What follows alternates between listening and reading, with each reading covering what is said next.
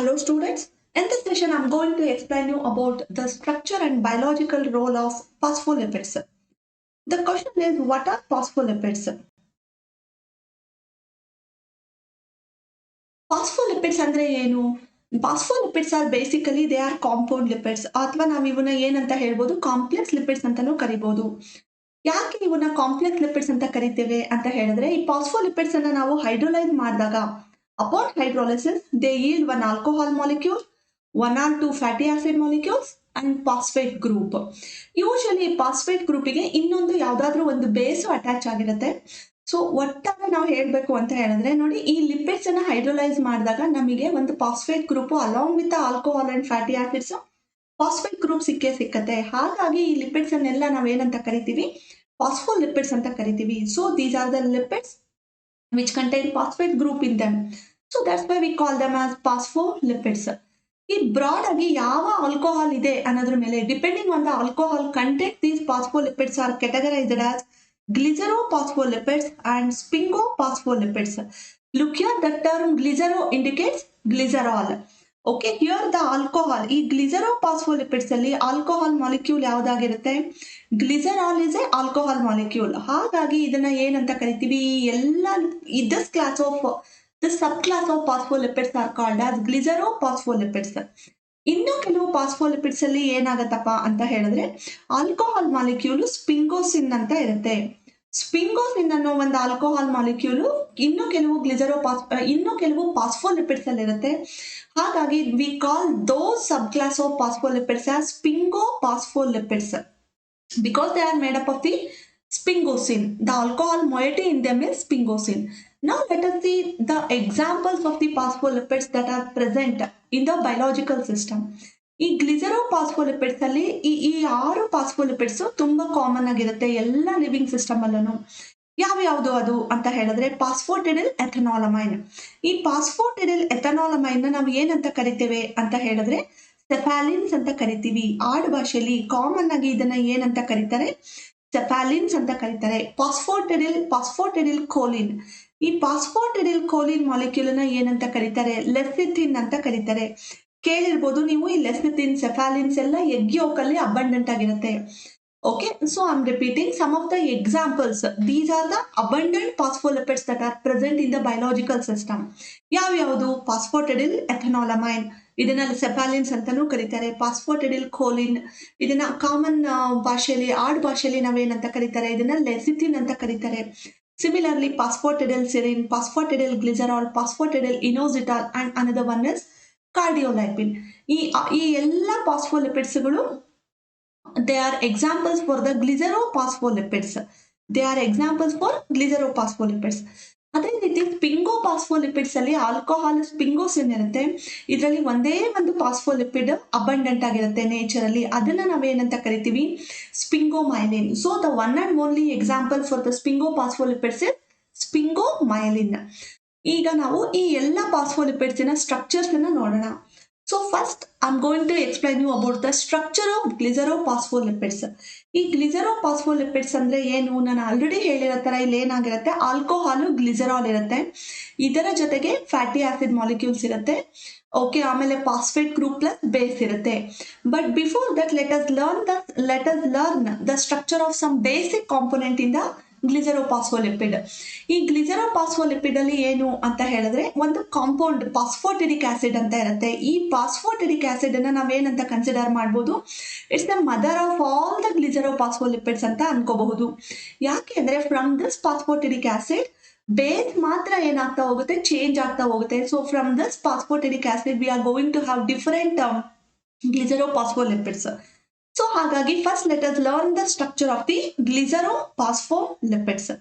So ಈ glycerophospholipids ಅಲ್ಲಿ ಹೆಸರೇ ಹೇಳೋ ತರ ಏನಾಗಿರುತ್ತೆ ನೋಡಿ, ಇದನ್ನ ಈಕ್ವೇಶನ್ ಫಾರ್ಮ್ ಅಲ್ಲಿ ನೀವು ತುಂಬಾ ಸುಲಭವಾಗಿ ನೆನ್ಪಿಟ್ಕೊಬಹುದು. ಗ್ಲಿಸರಾಲ್ 2 ಫ್ಯಾಟಿ ಆಸಿಡ್ ಜೊತೆ ಎಸ್ಟರಿಫಿಕೇಶನ್ ಆಗಿರುತ್ತೆ, ಒಂದು ಫಾಸ್ಫೇಟ್ ಗ್ರೂಪ್ ಇರುತ್ತೆ. First let us right the structure of the glycerol skeleton ಅನ್ನ ಬರ್ಕೊಂಡ್ಬಿಡೋಣ. ಗ್ಲಿಸರಾಲ್ ಅಂದ್ರೆ ಏನಾಗುತ್ತೆ, CH2OH, CHOH, then CH2, we will write it here. Okay, ಇಲ್ಲಿ ಏನಾಗುತ್ತೆ, ಯಾವ್ದಾದ್ರೂ ಒಂದು ಫ್ಯಾಟಿ ಆಸಿಡ್ ಎಸ್ಟರಿಫಿಕೇಶನ್ ಆಗಿರುತ್ತೆ. ಆ ಫ್ಯಾಟಿ ಆಸಿಡಿನ ಜನರಲ್ ಸ್ಟ್ರಕ್ಚರ್ ಅನ್ನ ನೀವು ಬರಿಬೇಕಾಗತ್ತೆ. Okay, hole. ಆದ್ರೆ ಇಲ್ಲಿ ಏನಾಗುತ್ತೆ ಅಂತ ಹೇಳಿದ್ರೆ ಈ ಸೆಕೆಂಡ್ ಕಾರ್ಬನ್ ನಲ್ಲಿ ಏನಾಗುತ್ತೆ, ಫ್ಯಾಟಿ ಆಸಿಡ್ ಅಪೋಸಿಟ್ ಸೈಡ್ ಅಲ್ಲಿ ಇರುತ್ತೆ. ಆದ್ರೆ ನಾವು ನಮ್ಮ ಕನ್ವೀನಿಯನ್ಸಿಗೆ ಒಂದೇ ಕಡೆ ಬರಿತೇವೆ, ಅದು ಏನ್ ತಪ್ಪಿಲ್ಲ.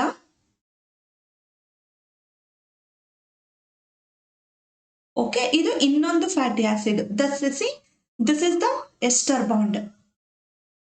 ಹೌದು ತಾನೆ, ಇದು ಆಲ್ರೆಡಿ ನಿಮಗೆ ಗೊತ್ತಿದೆ. ಇದು ಎಸ್ಟರ್ ಬಾಂಡ್ ಇಂದ ಫ್ಯಾಟಿ ಆಸಿಡ್ ಎಸ್ಟರಿಫಿಕೇಶನ್ ಆಗಿದೆ. ಆದ್ರೆ ಥರ್ಡ್ ಕಾರ್ಬನ್ ಅಲ್ಲಿ ಏನಾಗುತ್ತಪ್ಪ ಅಂತ ಹೇಳಿದ್ರೆ, in the third carbon C we have one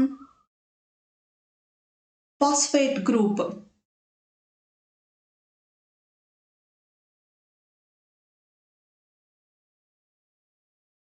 ಈ ಥರ್ಡ್ ಕಾರ್ಬನ್ ಅಲ್ಲಿ ಏನಾಗುತ್ತೆ ಅಂತ ಹೇಳಿದ್ರೆ, ಆ CH2OH ಗೆ ಒಂದು ಫಾಸ್ಫೇಟ್ ಗ್ರೂಪ್ ಅಟ್ಯಾಚ್ ಆಗಿರುತ್ತೆ. ಈ ಮಾಲಿಕ್ಯೂಲ್ ಅನ್ನೇ ನಾವೇನಂತ ಕರಿತೀವಿ, we call this molecule as phosphatidic acid. That's what I have written in this equation form. See, ಈ ಗ್ಲಿಸರಾಲ್ ಮಾಲಿಕ್ಯೂಲಿಗೆ ಎರಡು ಫ್ಯಾಟಿ ಆಸಿಡ್ ಮಾಲಿಕ್ಯೂಲ್ಸ್ ಎಸ್ಟರಿಫಿಕೇಶನ್ ಆಗಿದೆ, ಮತ್ತೆ ಥರ್ಡ್ ಕಾರ್ಬನ್ ಅಲ್ಲಿ ಏನಿದೆ, ಫಾಸ್ಫೇಟ್ ಗ್ರೂಪ್ ಅಟ್ಯಾಚ್ ಆಗಿದೆ. It's very easy to write. So ಈ molecule ಅನ್ನ ನಾವೇನಂತ ಕರಿತೀವಿ, this molecule is called as phosphatidic acid. ಇದನ್ನ ನಾವೇನಂತ ಕರಿತೀವಿ, we call it as phosphatidic acid ಅಂತ ಕರಿತೀವಿ. ಸಿ, ನೆಟ್ ಚಾರ್ಜ್ ಏನಾಗಿರುತ್ತೆ, ಇಲ್ಲಿ ಎರಡು ನೆಗೆಟಿವ್ ಚಾರ್ಜಸ್ ಇರೋದ್ರಿಂದ ಈ ಮಾಲಿಕ್ಯೂಲಿನ ನೆಟ್ ಚಾರ್ಜ್ ಎಷ್ಟಾಗುತ್ತೆ, ಏನಿರುತ್ತೆ ಅಂತ ಹೇಳಿದ್ರೆ -2.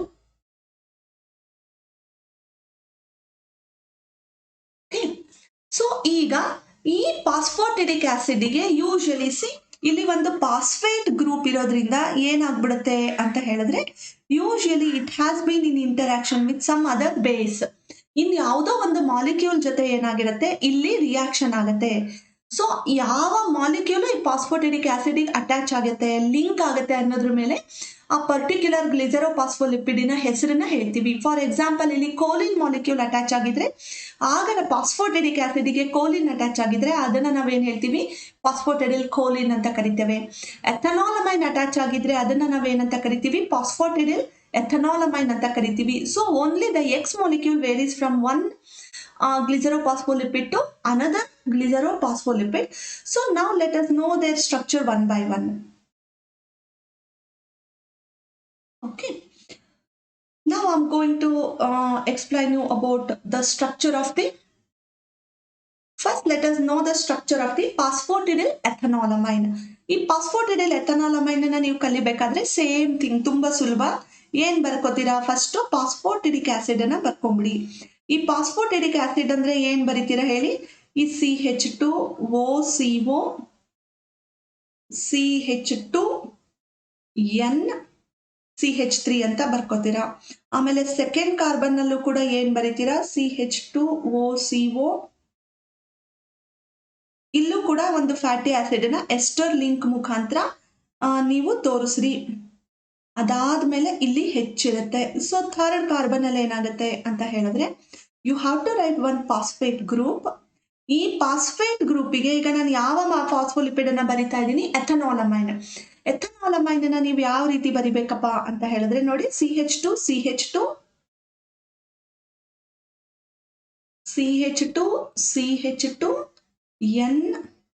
NH3 ಪ್ಲಸ್ ಈ ತರ ಬರೆದ್ರೆ ದಿಸ್ ಇಸ್ ನೋಡಿ, ಈ ಫಾಸ್ಫೇಟ್ ಗ್ರೂಪಿಗೆ ಒಂದು ಎಥನಾಲಮೈನ್ ಮಾಲಿಕ್ಯೂಲ್.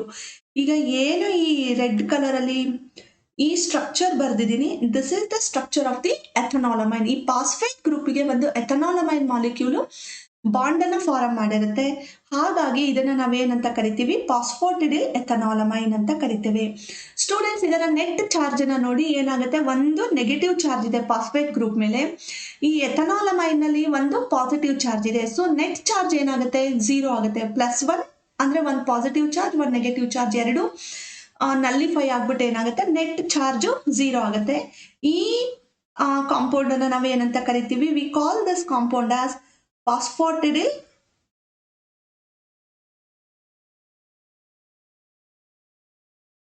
ಎಥನಾಲಮೈನ್. ನೋಡಿ ಸ್ಟ್ರಕ್ಚರ್ಸ್ ಎಲ್ಲ ನೋಡೋದಕ್ಕೆ ತುಂಬಾ ದೊಡ್ಡದು ಅಂತ ಅನ್ಸುತ್ತೆ, ಬಟ್ ತುಂಬಾ ಸುಲಭ ಇದೆ ಇದು. ಒಂದೇ ತರ ಇರುತ್ತೆ ನೋಡಿ. ಎಲ್ಲ ಈ ಲಿಪಿಡ್ಸ್ ಅಲ್ಲಿ ಈವನ್ ನೀವು ಫ್ಯಾಟಿ ಆಸಿಡ್ಸ್ ಅನ್ನ ಕನ್ಸಿಡರ್ ಮಾಡಿ, ಅಥವಾ ಈವನ್ ಈ ಟ್ರೈಎಸ್ಟರ್ ಗ್ಲಿಸರಾಲ್ಸ್ ಎಲ್ಲ ಒಂದೇ ತರ ಇರುತ್ತೆ, ಬಟ್ ಆ ಸ್ಟ್ರಕ್ಚರ್ಸ್ ಚೂರ್ ಚೇಂಜ್ ಇರುತ್ತೆ. ಹಾಗಾಗಿ ಇದು ತುಂಬಾ ಕಷ್ಟ ಏನಿಲ್ಲ. ಈ ಮಾಲಿಕ್ಯೂಲ್ ನ ನಾವು ಏನಂತ ಕರಿತೀವಿ ಹೇಳಿ? ಫಾಸ್ಫೋಟಿಡಿಲ್ ಎಥನಾಲಮೈನ್ ಅಂತ ಕರಿತೀವಿ. ನಾನು ಇದ್ರ ಜೊತೆಗೆ ನೆಟ್ ಚಾರ್ಜ್ ನ ಹೇಳ್ಕೊಂಡು ಹೋಗ್ಬಿಡ್ತೀನಿ. ಇದರ ನೆಟ್ ಚಾರ್ಜ್ ಏನಾಗುತ್ತೆ ಹೇಳಿ? ಯಾಕೆ ಅಂತ ಹೇಳಿದ್ರೆ, ನಿಮಗೆ ಕೆಲವೊಂದು ಎಕ್ಸಾಮ್ಸ್ ಅಲ್ಲಿ ಕೇಳ್ತಾರೆ. ಈಗ ಎಂಟ್ರೆನ್ಸ್ PG ಎಂಟ್ರೆನ್ಸ್ ಎಕ್ಸಾಮ್ಸ್ ಇರ್ಬೋದು, ಅಲ್ಲೆಲ್ಲ ಏನಾಗುತ್ತೆ ಅಂತ ಹೇಳಿದ್ರೆ ಈ ರೀತಿ ಮಾಲಿಕ್ಯುಲರ್ ಲೆವೆಲ್ ಅಲ್ಲಿ ನಿಮಗೆ ಕ್ವಶನ್ಸ್ ಬಂದಿರುತ್ತೆ. ಹಾಗಾಗಿ ಇದನ್ನ ನೀವು ಗಮನಿಸ್ಕೊಂಡ್ಬಿಟ್ರೆ ಸಾಕು. ನೆಟ್ ಚಾರ್ಜ್ ಆಫ್ ಫಾಸ್ಫೋಟಿಡಿಲ್ ಎಥನಾಲಮೈನ್ ಏನಿರುತ್ತೆ? It is 0. Now I'm going to write the structure of ಇನ್ನೊಂದು ಮಾಲಿಕ್ಯೂಲ್ ಅನ್ನ ಬರೆಯೋಣ. ಫಾಸ್ಫೋಟಿಡಿಲ್ ಕೋಲಿನ್. ಫಾಸ್ಫೋಟಿಡಿಲ್ ಕೋಲಿನ್ ಅಲ್ಲಿ ಏನು ಅಂತ ಹೇಳಿದ್ರೆ, ಎಥನಾಲಮೈನ್ ಬದಲು ಕೋಲಿನ್ ಮಾಲಿಕ್ಯೂಲ್ ಇರುತ್ತೆ. ಕೋಲಿನ್ ಅಂದ್ರೆ ಏನಿಲ್ಲ, ಈ ಅಮೈನೋ NH3 ಅಲ್ಲಿ ಏನಿದೆ, H ಬದಲು 3 Hಗಳ ಬದಲು 3 CH3 ಬರೆದ್ರೆ ಮುಗೀತು. See, this is phosphatidic acid. I'm going to write, first of all, I'm going to write the structure of phosphatidic acid. OCO CH2N CH3 CHOCO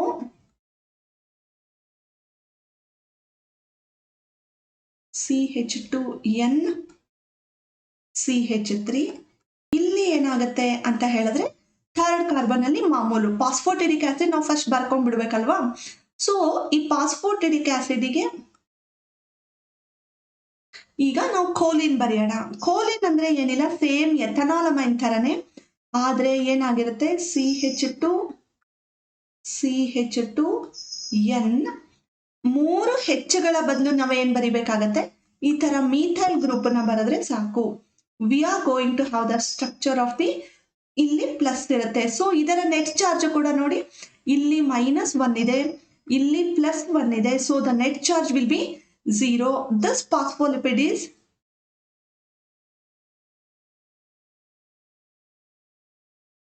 ಫಾಸ್ಫೋಟಿಡಿಲ್ choline ಅಂತ ಕರಿತೀವಿ. ಇದನ್ನ ಕಾಮನ್ ಲ್ಯಾಂಗ್ವೇಜ್ ಅಲ್ಲಿ ನಾವೇನಂತ ಕರಿತೀವಿ? Here also the net charge ಎಷ್ಟಾಗುತ್ತೆ ಹೇಳಿ?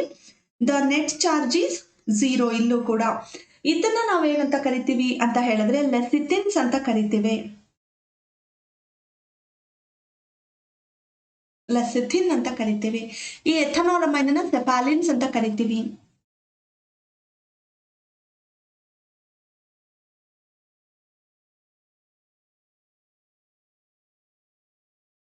Next structure ನೋಡೋಣ. Next phospholipid ಯಾವುದು? ಫಾಸ್ಫೋಟಿಡಿಲ್ ಸಿರಿನ್. ಓಕೆ, ಫಾಸ್ಫೋಟಿಡಿಲ್ ಸಿರಿನ್ ಸೇಮ್ ಏನ್ ಹೇಳಿ? ಫಾಸ್ಫೋಟಿಡಿಕ್ ಆಸಿಡ್ ಗೆ ಸಿರಿನ್ ಅಟ್ಯಾಚ್ ಆಗಿರುತ್ತೆ. ಸಿರಿನ್ ಅಂದ್ರೆ ಏನು? It's an amino acid. So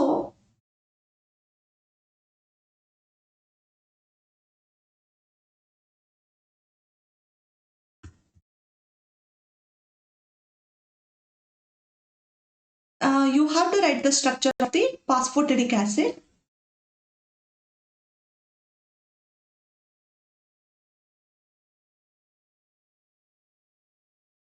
ಅದೇ ರೀತಿ ಏನಾಗುತ್ತೆ ನೋಡಿ, ಇಲ್ಲಿ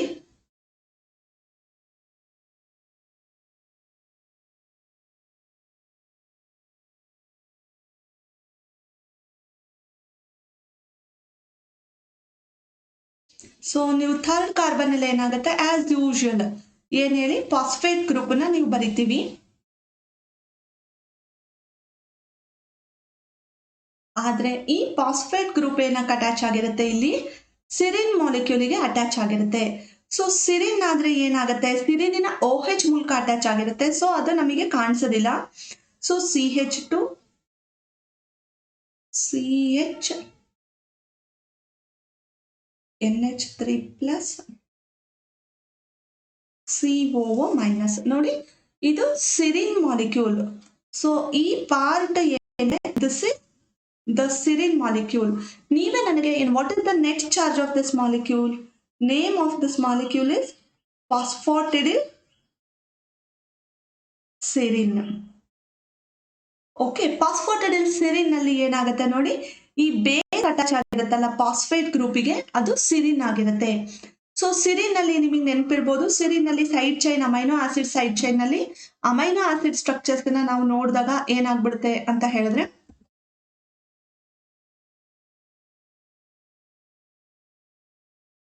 ನೋಡಿ ಈ ರೀತಿ ನಾವು ಸಿರಿನ್ ಸ್ಟ್ರಕ್ಚರ್ ಅನ್ನ ಬರಿತೇವೆ. COO minus CH NH3 plus CH2OH. ಈ OH ಫಾಸ್ಫೇಟ್ ಗ್ರೂಪ್ ಆಗಿ ರಿಯಾಕ್ಟ್ ಆಗಿರುತ್ತೆ. ಹಾಗಾಗಿ ನಮಗೆ ಏನಾಗುತ್ತೆ, ರಿಮೈನಿಂಗ್ ಸ್ಟ್ರಕ್ಚರ್ ನ ನೀವು ಇಲ್ಲಿ ಬರೆದ್ಬಿಟ್ರೆ ಸಾಕು. So this is about the structure of the phosphatidyl serine. ಇದರ ನೆಟ್ ಚಾರ್ಜ್ ಏನು ನೀವೇ ಹೇಳಿ. What is the net charge of this molecule? So ನೀವು ನನ್ನ ಜೊತೆನೆ ನೀವು ಯೋಚನೆ ಮಾಡ್ತಾ ಹೋಗ್ಬೇಕು. ಸೊ ನೆಟ್ ಚಾರ್ಜ್ ನ ನೀವು ಕನ್ಸಿಡರ್ ಮಾಡಿದ್ರೆ, ಈ ಸಿರಿನ್ ನಲ್ಲಿ ಒಂದು ಪಾಸಿಟಿವ್ ಚಾರ್ಜ್ ಇದೆ, ಒಂದು ನೆಗೆಟಿವ್ ಚಾರ್ಜ್ ಇದೆ. ಸೊ ನ್ಯೂಟ್ರಲೈಸ್ ಆಯ್ತು. ಅಥವಾ ಎರಡು ನೆಗೆಟಿವ್ ಚಾರ್ಜ್ ಇದೆ. ಇಲ್ಲೊಂದು ನೆಗೆಟಿವ್ ಚಾರ್ಜ್, ಎರಡು ನೆಗೆಟಿವ್ ಚಾರ್ಜ್ ಇದೆ, ಒಂದು ಪಾಸಿಟಿವ್ ಚಾರ್ಜ್ ಇದೆ. ಸೊ ಹಾಗಾಗಿ ನೆಟ್ ಚಾರ್ಜ್ ಏನಾಗಿರುತ್ತೆ ಅಂತ ಹೇಳಿದ್ರೆ -1. Okay, this is the net charge of the phosphatidyl serine. ಇದೇ ರೀತಿ ನಾವ್ ಏನ್ ಮಾಡ್ಬೋದು ಅಂತ ಹೇಳಿದ್ರೆ, ಎಲ್ಲಾ ಫಾಸ್ಫೋಲಿಪಿಡ್ಸ್ ನ ಸ್ಟ್ರಕ್ಚರ್ಸ್ ಅನ್ನ ನಾವು ಕಲಿತಾ ಹೋಗ್ಬೋದು.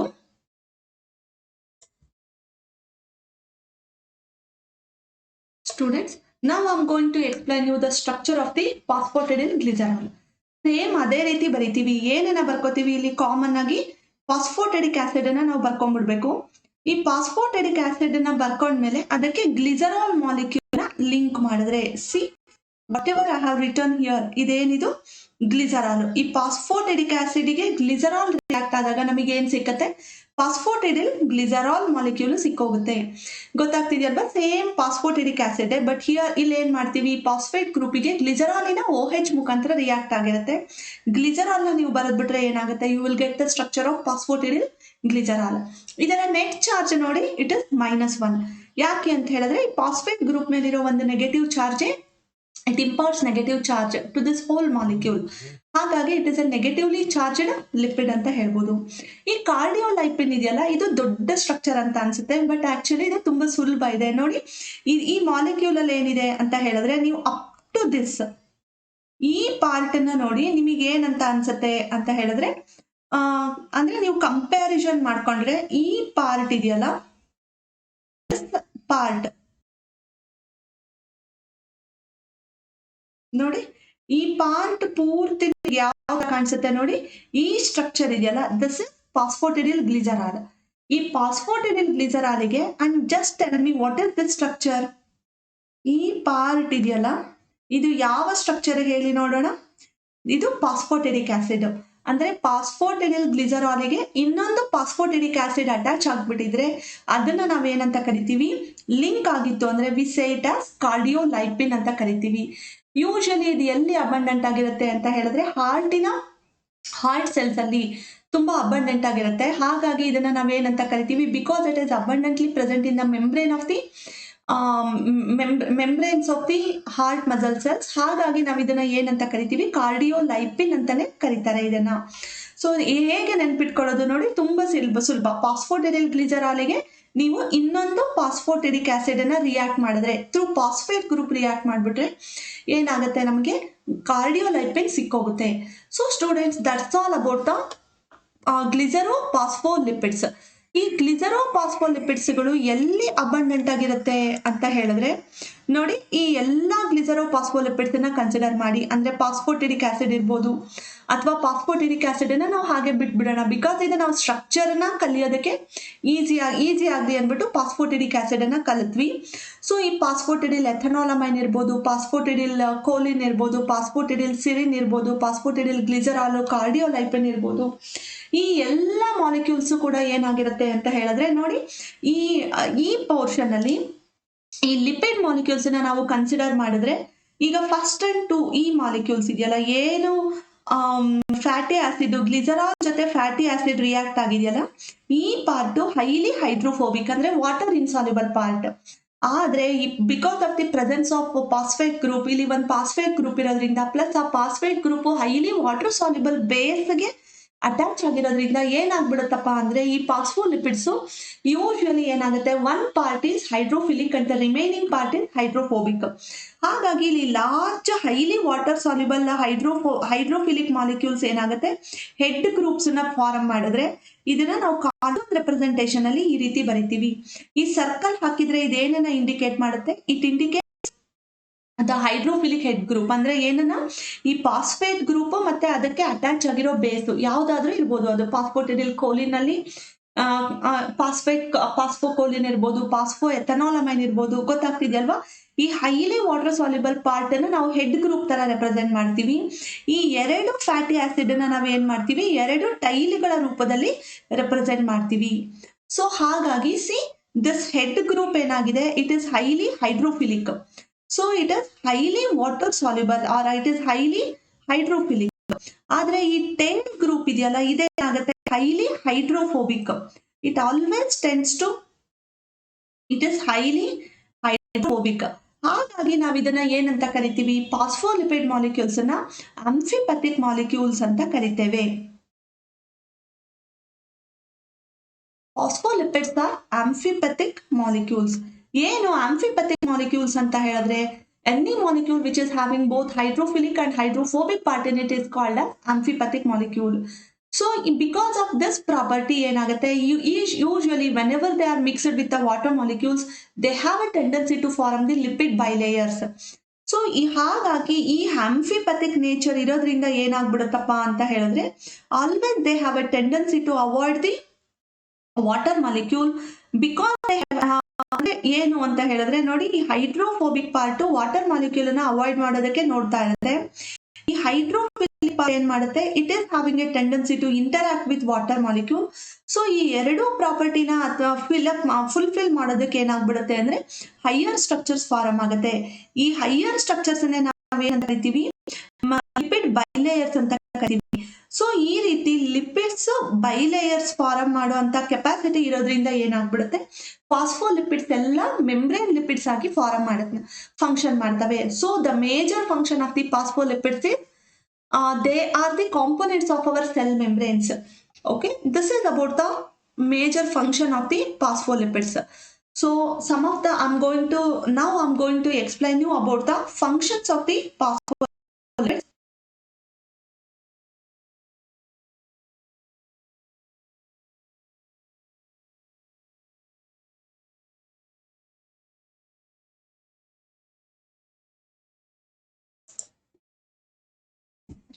So now let us know their function. ಏನು ಈ ಫಾಸ್ಫೋಲಿಪಿಡ್ಸ್ ನ ಫಂಕ್ಷನ್ಸ್ ಏನು ಅಂತ ಹೇಳಿದ್ರೆ, because of their amphipathic nature they have a tendency to form the lipid bilayers. ಹಾಗಾಗಿ ಎಲ್ಲ ನಮ್ಮ ಪ್ಲಾಸ್ಮಾ ಮೆಂಬ್ರೇನ್ಸ್ ಅಲ್ಲಿ, ಸೆಲ್ ಮೆಂಬ್ರೇನ್ಸ್ ಅಲ್ಲಿ ಏನಾಗುತ್ತೆ, the phospholipids are going to form the cell membrane and plasma membrane in the living system. ಇದು plasma membrane ಅನ್ನ form ಮಾಡೋದಕ್ಕೆ ಅಷ್ಟೇ ಇವು ಸೀಮಿತ ಆಗಿಲ್ಲ, ಲಿಪೋಪ್ರೋಟೀನ್ಸ್ ಅನ್ನು ಕೂಡ ಫಾರ್ಮ್ ಮಾಡ್ತವೆ. The lipoproteins like LDL, VLDL, HDL and even chylomicrons. ಈ ಎಲ್ಲ lipoproteins they meant for the transportation of lipids in our blood. So they are the components of the lipoproteins. They are involved in the signaling. Okay, ಈ ಫಾಸ್ಫೋಲಿಪಿಡ್ಸ್ ಕೂಡ ಏನಾಗಿರುತ್ತೆ ಅಂತ ಹೇಳಿದ್ರೆ, they are involved in the signalling process. So ಇದೆಲ್ಲ ಏನು ಅಂತ ಹೇಳಿದ್ರೆ, these are the some of the biological functions of the phospholipids. Okay, now let us know about the structure and functions of sphingolipids.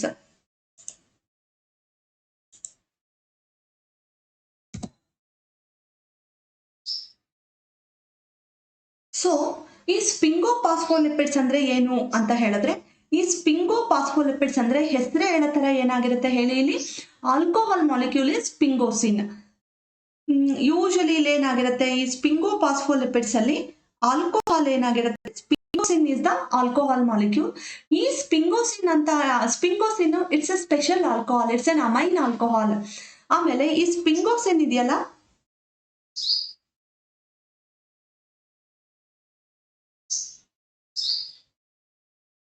ಸ್ಪಿಂಗೋಸಿನ್ 18 carbon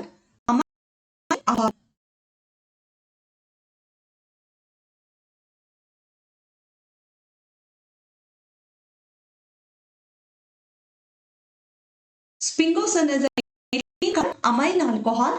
ಈ amine ಆಲ್ಕೋಹಾಲ್ಗೆ ಒಂದು fatty acid reaction ಆಗಿರುತ್ತೆ, through amine linkage react ಆಗಿರುತ್ತೆ. ಆ molecule ಅನ್ನ ನಾವೇನಂತ ಕರಿತೀವಿ, ceramide ಅಂತ ಕರಿತೀವಿ. The ceramide is the mother R basic structure of all the sphingolipids, not only sphingophospholipids, it is the basic structure of all the spingolipids. So first let us learn the structure of ceramide. ಈ ceramide structure ಅನ್ನ ನಾವು first ಕಲ್ತ್ಕೊಂಡ್ರೆ ಉಳಿದಿರೋ ಎಲ್ಲಾ ಸ್ಪಿಂಗೋಲಿಪಿಡ್ಸ್ ನ structures ನಮಗೆ ತುಂಬಾ ಸುಲಭ ಆಗ್ಬಿಡುತ್ತೆ. ಸೊ ಸ್ಪಿಂಗೋಮ ನೋಡಿ, ಇದನ್ನ ಈ ಸ್ಟ್ರಕ್ಚರ್ ಅನ್ನ you are asked to write the structure of the sphingomyelin and structure and function of sphingomyelin for the 3 marks. ಹಾಗಾಗಿ ನೋಡೋಕೆ ಸ್ಟ್ರಕ್ಚರ್ ತುಂಬಾ ದೊಡ್ಡದಿದೆ, but it is very easy, ತುಂಬಾ ಸುಲಭ ಇದೆ. ಏನು ಯಾವ ರೀತಿ ಬರಿಬೇಕು ಅಂತ ಹೇಳಿದ್ರೆ ನೋಡಿ, ಸ್ಪಿಂಗೋಸಿನ್ ಬ್ಯಾಕ್ ಬೋನ್ ಅನ್ನ ಬರ್ಕೊಂಡ್ಬಿಡೋಣ. ಇದನ್ನ ಯಾವ ರೀತಿ ಬರ್ಕೊಳ್ಳೋಣ ಅಂದ್ರೆ ಗ್ಲಿಸರಾಲ್ ಫಾರಮ್ ಅಲ್ಲಿ ಬರ್ಕೊಳ್ಳೋಣ. ನಾನು ಆಲ್ರೆಡಿ ಹೇಳಿದೆ, ಇದು 18 carbon, it's made up of 18 carbons. So ಹಾಗಾಗಿ ಫಸ್ಟ್ ಕಾರ್ಬನ್ ಅನ್ನ ಇಲ್ಲಿಂದ ಶುರು ಮಾಡೋಣ. First carbon, second carbon, third carbon. Okay, ಈ ಥರ್ಡ್ ಕಾರ್ಬನ್ ಆದ್ಮೇಲೆ ಈ ಫೋರ್ತ್ ಕಾರ್ಬನ್ ಮತ್ತೆ ಫಿಫ್ತ್ ಕಾರ್ಬನ್ ಮಧ್ಯ ಏನಾಗುತ್ತೆ, we will be having one double bond. Okay, fourth carbon ಮತ್ತೆ ಫಿಫ್ತ್ ಕಾರ್ಬನ್ ಮಧ್ಯೆ ಡಬಲ್ ಬಾಂಡ್ ಆಯ್ತು. ಟೋಟಲ್ ಎಷ್ಟು ಕಾರ್ಬನ್ ಆಯ್ತು ನೋಡಿ, 1 2 3,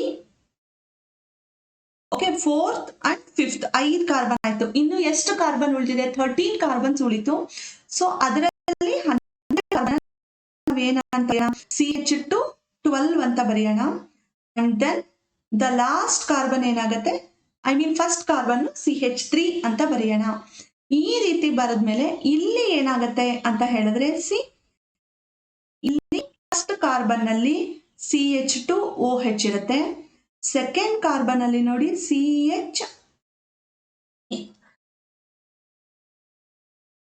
NH3+ ಇರುತ್ತೆ. ಸೊ ಇಲ್ಲಿ ಏನಾಗುತ್ತೆ ನೋಡಿ, CH NH3+. ಇಲ್ಲಿ ಏನಾಗುತ್ತೆ ನೋಡಿ 1 2. ಹಾಗಾಗಿ ನಾವು ಸ್ಯಾಟಿಸ್ಫೈ ಮಾಡಿದ್ರೆ ಇಲ್ಲಿ ಏನಾಗುತ್ತೆ, CH ಬರುತ್ತೆ. ಇಲ್ಲಿ ಇನ್ನೊಂದು H ಬದಲು ಏನಿರುತ್ತೆ, OH ಜೊತೆ ಇಲ್ಲಿ ನಾವು ಬರ್ಕೊಂಡ್ಬಿಟ್ರೆ ಏನಾಗುತ್ತೆ, ದಿಸ್ ವಿಲ್ ಬಿ ದೆನ್ ಇಲ್ಲಿ ಏನಾಗುತ್ತೆ ನೋಡಿ CH. ಹೌದಾ? ಸೊ ಸ್ಟ್ರಕ್ಚರ್ ಆಫ್ ತುಂಬಾ ದೊಡ್ಡದಿದೆ, but it is very easy. Okay, so ಹಾಗಾಗಿ this is the structure of the whatever I have written here is the structure of the sphingosine. ಈ sphingosine ಮಾಲಿಕ್ಯೂಲ್ಗೆ ಏನಾಗುತ್ತೆ ಅಂತ ಹೇಳಿದ್ರೆ, ಯೂಶುವಲಿ ನೋಡಿ, to the sphingosine molecule I will write it once again. ಈ ಸ್ಪಿಂಗೋಸಿನ್ಗೆ ಏನಾಗ್ಬಿಡುತ್ತೆ ಅಂತ ಹೇಳಿದ್ರೆ OH H CH double CH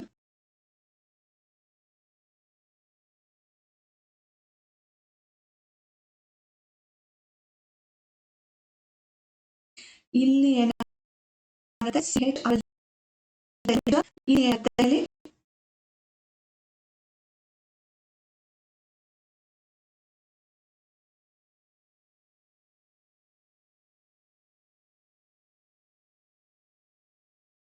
CH2OH.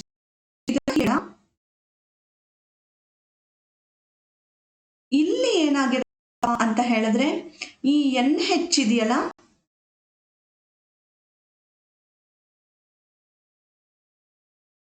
ಈ NH3 ಈ NHಗೆ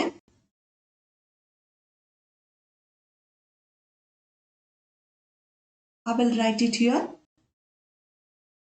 ಏನಾಗುತ್ತೆ ಅಂತ ಹೇಳಿದ್ರೆ, ಒಂದು fatty acid molecule through amide linkage,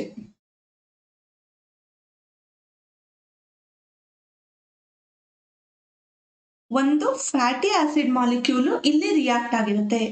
ಹೇಗೆ, ಥ್ರೂ CONH ಲಿಂಕ್ ಇಂದ ಫ್ಯಾಟಿ ಆಸಿಡ್ ಮಾಲಿಕ್ಯೂಲು ರಿಯಾಕ್ಟ್ ಆಗಿರುತ್ತೆ. ಅದನ್ನ ನಾವೇನಂತ ಕರಿತೇವೆ ಅಂತ ಹೇಳಿದ್ರೆ, ಈ ಮಾಲಿಕ್ಯೂಲ್ ಅನ್ನ ನಾವೇನಂತ ಕರಿತೀವಿ ಅಂತ ಹೇಳಿದ್ರೆ ಸೆರಾಮೈಡ್ ಅಂತ ಕರಿತೀವಿ. ಸೊ ದಿಸ್ obtained ಮಾಲಿಕ್ಯೂಲ್ ಅನ್ನ ನಾವೇನಂತ ಕರಿತೀವಿ, this structure is nothing but the ಸೆರಾಮೈಡ್.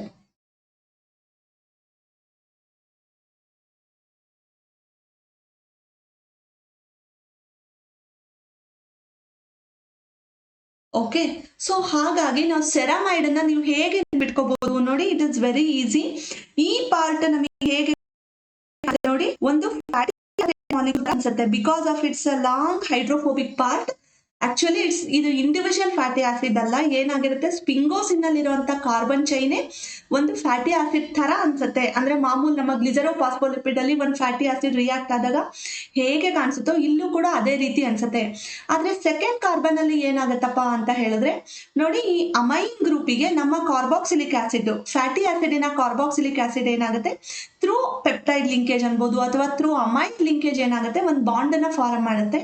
ಈ ಫಸ್ಟ್ ಕಾರ್ಬನ್ ಅನ್ನ ಹಾಗೆ ಇಡೋಣ. ಈ ಮಾಲಿಕ್ಯೂಲ್ ಅನ್ನ ನಾವೇನಂತ ಕರಿತೀವಿ, ಸೆರಾಮೈಡ್ ಅಂತ ಕರಿತೀವಿ. ಸೊ ಹಾಗಾಗಿ ಸೆರಾಮೈಡ್ ಅನ್ನ ನೀವು ಹೇಗೆ ನೆನ್ಪಿಟ್ಕೋತೀರಾ ನೋಡಿ, ಈ ಸೆರಾಮೈಡ್ ಪ್ಲಸ್ ಒಂದು ಫ್ಯಾಟಿ ಆಸಿಡ್, ಸಾರಿ ಸ್ಪಿಂಗೋಸಿನಿಗೆ ಒಂದು ಫ್ಯಾಟಿ ಆಸಿಡ್ ಅಟ್ಯಾಚ್ ಆಗಿತ್ತು ಅಂದ್ರೆ ಆ ಮಾಲಿಕ್ಯೂಲ್ ಅನ್ನ ನಾವೇನಂತ ಕರಿತೀವಿ, ಸೆರಾಮೈಡ್ ಅಂತ ಕರಿತೀವಿ.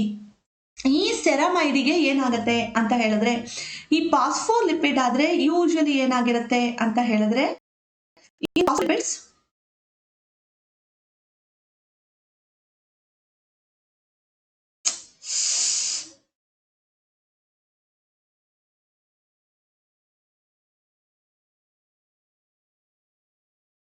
ನೋಡಿ, ಈ ಫಾಸ್ಫೋಲಿಪಿಡ್ ಅಲ್ಲಿ ಇಲ್ಲಿ ಏನಾಗ್ಬಿಡುತ್ತೆ ಅಂತ ಹೇಳಿದ್ರೆ ಒಂದು ಫಾಸ್ಫೇಟ್ ಗ್ರೂಪ್ ಅಟ್ಯಾಚ್ ಆಗಿರುತ್ತೆ.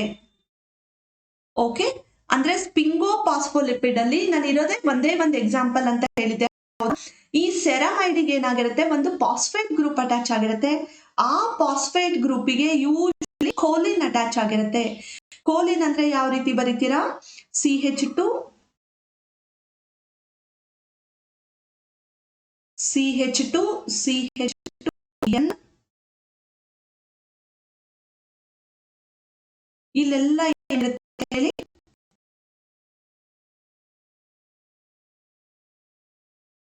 CH3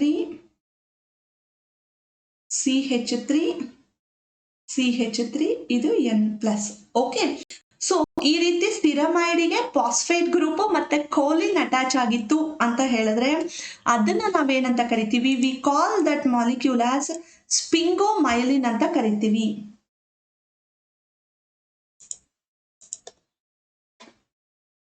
ಈ ಬರೋ ಅಂತ ಈ ಸ್ಟ್ರಕ್ಚರ್ ನ ನಾವೇನಂತ ಕರಿತೀವಿ, whatever I have written here is the ಸ್ಪಿಂಗೋಮೈಲಿನ್.